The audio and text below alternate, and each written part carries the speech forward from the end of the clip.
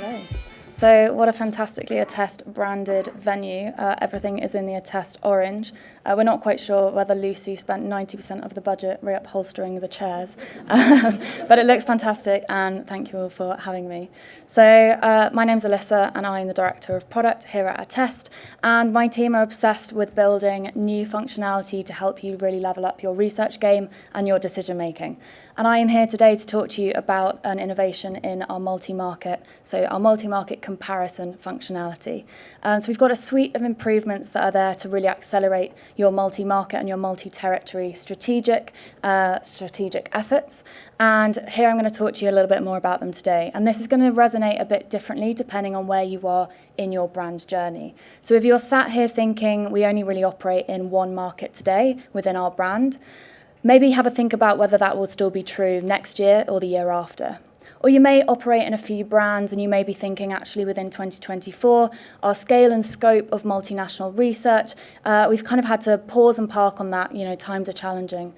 But Attest is really here to help you think 2, 3, 4, maybe even 10 steps ahead of where you are today. So come on this journey with me to understand this a little bit more.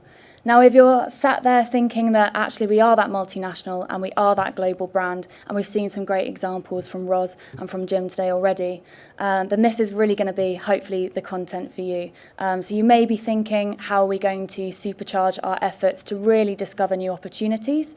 Or you may simply be thinking, when will someone make it easier for me to understand the consumer population across maybe 32 markets and 32 sad spreadsheets? So hopefully I'm going to tell you a little bit more about how we're making that easier. But to understand where you are in your brand journey, I would love to give a quick sense check and get everyone on their feet. So if we could, first of all, understand if you operate in one market, please, would you stand up now? Just one market, your focus is a sole single market. Okay, so we do have some of you. So hopefully this inspires you for the future and what you can learn outside of where you're operating. Okay, and those maybe within 2 to 5 markets you may be thinking about and operating. Anyone sit in that category? I can see a tester starting to stand up. Okay. Perfect. So actually quite even cohorts. So maybe we'll think about between 6 and 12 markets. My scale is completely off. Okay, we're getting juicy. And is there anyone who operates in over 12 markets or is interested in learning about over 12 markets? Okay, stay standing if you're operating in over 20 markets. Okay. Over 30?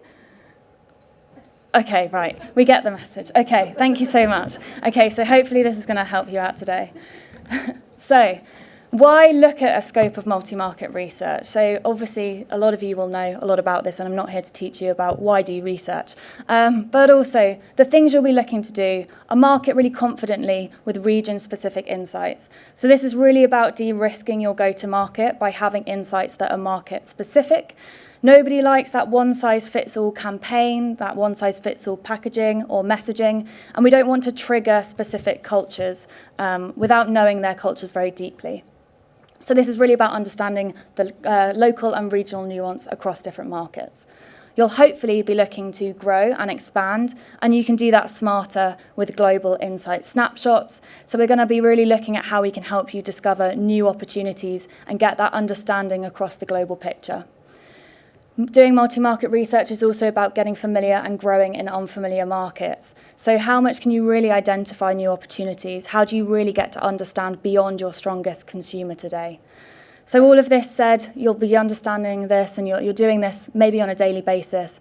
I'm here to tell you a little bit more about what we've done and why we've been developing a multi-market product at Attest.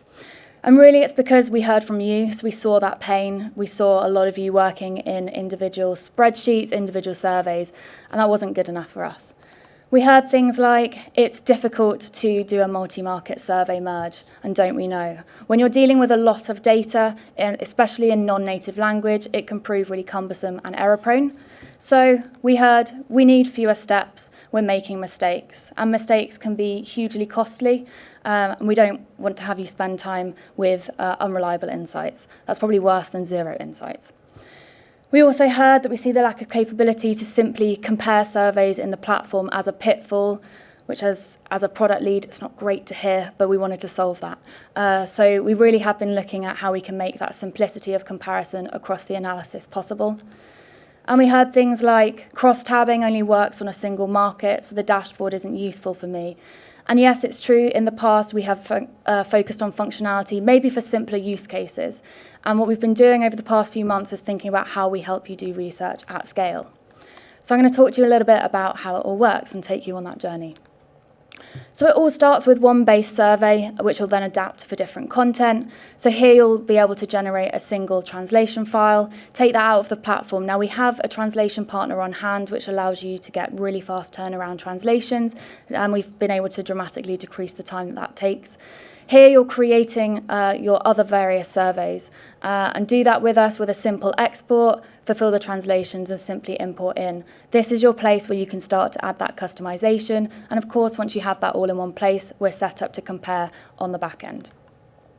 You're also able to then localize within the editor. So within the survey drafting experience, what you can start to do is really think about what I want to customize for the specific markets. So things I want to show and hide. So for example, if you've got a prompted brand question and you've got different competitors in different markets, what you might be wanting to do is show only some of those to some of those markets. That becomes now possible with display conditions, and that might exist across answers, questions, or different media. Of course, then you're able to target multiple audiences, and this is where Attest reach is really, really powerful. So these become your primary groups for comparison. So thinking about the audience groups that you have across different markets, maybe segments within those. This becomes really powerful because of that Attest reach we have. So I feel compelled to say that Attest can reach up to 125 million respondents in 59 countries. So come and talk to me later if you operate in more than 59, and we'll have a conversation and see what we can do about that. And then this is where the power truly lies, so you have comparison in one place. So because all of that data can exist together and can be mapped together, we'll give you the one single place and the one insights dashboard for you to really supercharge comparison and contrast across those regions and across those territories. Now, what we know is that with large data sets, we need the flexibility with crosstabs. So crosstabs become that way for you to create a market or market view. Maybe that's a different split by demographics, age, and gender. Hopefully, some of you have been using the crosstab functionality and loving it and seeing how simple it is and easy to use within the dashboard itself. We're also working on stacked crosstabs, which will mean you'll first off be able to get, for example, a country breakdown, and then within that, for example, age or gender. So this becomes truly powerful. Within the views within the dashboard as well, you'll also be able to use kind of automated statistical significance, which can obviously take time in spreadsheets if you're building that out yourself. So what we can do within the crosstabs and within charts is apply statistical significance, and that really helps us find the differences in literally just seconds. You're also able to build custom audience segments. So these are where it gets really fun and interesting. So what segments are you interested in hearing from within your data? Creating these, so for example here, we've got Gen Z who don't use TikTok, which I'm not sure many people exist in that bucket, but they did for this survey. And this could also be a breakdown within markets. So it could be Gen Z in Spain not using TikTok. This really can be a combination of anything that you find within the survey with really advanced logic there to really explore and create those segments. Once you have created those segments, you can apply them across the entirety of the Insights dashboard, which means that you have those quick start filters for you to really dig and interrogate. So that's across crosstabs and it's across charting. Also, quite important is the ability to view it in a language that you actually speak. So you can view it in the drafted language, of course, or you can view it in the local targeted language. And this becomes really powerful. It makes it very accessible for both global and local teams. And as you'll see in my example, I've been able to somewhat seamlessly analyze the results from a Chinese survey. So a recap on what's on offer. So you've got a simplified setup, which allows you to tailor to each market with that simple translations and intuitive display conditions. You'll also be able to look at that data in aggregate. So when you think about combining all countries together, you'll be able to gather that truly global measure. And also, as I say, compare and contrast markets and regions side by side with that comparison view within crosstabs, within charts across the entirety of the dashboard. So here's one I made earlier, and here's a study that we've explored, just to show off exactly what you can do, but this will only be scratching the surface. So we conducted a study to understand preferences when purchasing crisps or potato chips. That's a localization for the US market. I will save an American accent. Here you can see a little bit more about the localization. So we've looked at UK, US, France, Germany, and China. That potato chips across different markets, and also one of the brands that we were exploring is Walker's, which is a UK and Ireland specific brand name. It's Lay's in all the other markets. So here were some slight customizations that we've made very easily within that file. We could have applied some localizations into the editor as well. And what we've been able to do. So as results come in, this is an example crosstab, and I won't go through it in too much detail, but what you can see hopefully stand out is this market on market view, and you can also see statistical significance applied directly into that. And I literally got here in a matter of seconds with a few simple clicks.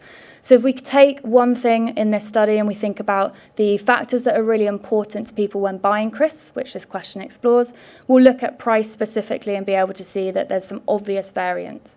So in the UK, if we look at price, people are really price sensitive around their crisp snack selection. So that's something for us to be really mindful of. And this statistical significance is looking at it calculated across the total. Whereas if you come to a market like China, that price factor really isn't so important. So you're starting to see the variation here. And of course, you can look at that across all of those factors there and start to really identify differences in seconds that you might want to drill more into. You can also create chart views. So this is looking at the same question in a slightly different view. So you've got the price in the pink, China on the left-hand side. And what you're able to see is, yes, when China compares to the other markets, actually all the other markets are really price sensitive, and China really doesn't find it that important. We've also plotted in the blue low calories. So China are actually also the outlier here. So they really care about low calories in their crisp snack selection. Who does? But China really do. As you can see across the Western markets, so Germany, France, UK and US, you're seeing really similarities there, that low calories really don't matter. These charts are so simple to create. These allow you the flexibility to be able to spot differences in seconds. Some of these are really out the box within the platform. And what you can start to see is that market on market comparison there in one place really starts and kicks off how you're able to look at the data. I won't comment on the Western diet, as low calories is really not important to any of us in those markets. We also asked within this study, to what extent do you like or dislike this idea or product? So for those who haven't seen this before, this is a Doritos Collision product, which is essentially a unique move from there to create one crisp packet, essentially with two bold flavours within it. So that kind of flavour combination. If anyone's found this or tasted this, please let me know, because I'm now really looking for it. The flavours here were tangy pickle and cool ranch, which are quite conflicting, but I think that was the concept. So we asked a couple of markets, obviously, what they thought about this, and I'll start to show you here how we've started to use segment filters. So what I was really interested in here is actually looking at those who are aware of Doritos versus those who are not aware. And when I started to look into the Doritos Aware segment, I can really start to see some difference here. So within this, we've also been able to group some of the answers. So this was a 5-point scale of I love it, I like it, oh, I'm not so fussed, I dislike it, and I hate it. We've grouped the tops of the scale into the light pink, the bottom of the scale into the dark pink, and the mid pink is that kind of negative. When you see this chart by country by country comparison, what you can start to see is a lot of positivity generally, but the US is really standing out as a market that's very mixed and seeing a lot of negative sentiment within that market specifically. It turns out that within this study, the flavour combination really was quite conflicting for the US market, and the pickles were quite polarising. With one respondent commenting, it's a no from me. The colours are giving Seattle Seahawks thumbs down emoji. Now, I'm not a massive American football fan. I don't know if we have any in the room. Maybe the Seahawks are having a bad season, but it's one for Doritos to be quite mindful of within their packaging strategies in North America or this Seattle region. All of what I've done today and shown you in that example is possible within the product today, but we are on a journey to get there, and there are iterations. So let me walk you through what's possible today and what you can get excited about. So the full translation of a study, of a survey for different markets is available. I've been able to, like I say, create everything that's possible there and use the crosstabs, use charts, use statistical significance. It's all there ready for me. The customization within the editor itself is something we're working on now, and the teams are rigorously testing the ability to customize those answers as we speak. Customization of media, so that might be images, video, any type of content you want to be showing to the relevant market, that's coming very soon, and the ability to customize questions. So once we're at that questions point, you really can have maximum flexibility in what you can generate and have that full customization per market. We're also looking at multiple audiences in the same market. So with the example that Roz shows, you've got the US market. It's huge and expansive. And those primary groups for comparison, actually you probably want that to be more state by state or DMA region based. So that's what we're working on too. So some of the timelines here are up for grabs. Hopefully it'll come a lot sooner. We'll be communicating exactly when those things are ready and available. So if you want to get started or if you want to learn more, maybe already you have an idea and you want to get speaking to us about how you can start that in Attest. Maybe you want to learn more about how that works, please come to us with all your questions. Or maybe you might be looking to move existing research pieces over to Attest. We can help with all of that, so please do come and chat to our team today. Put your questions into the Slido, or myself and my colleague Melanie will be at the registration desk, specifically over the break if you want to see any of this in more action or you want to ask any questions. So thank you so much, and I hope you enjoy the rest of the day.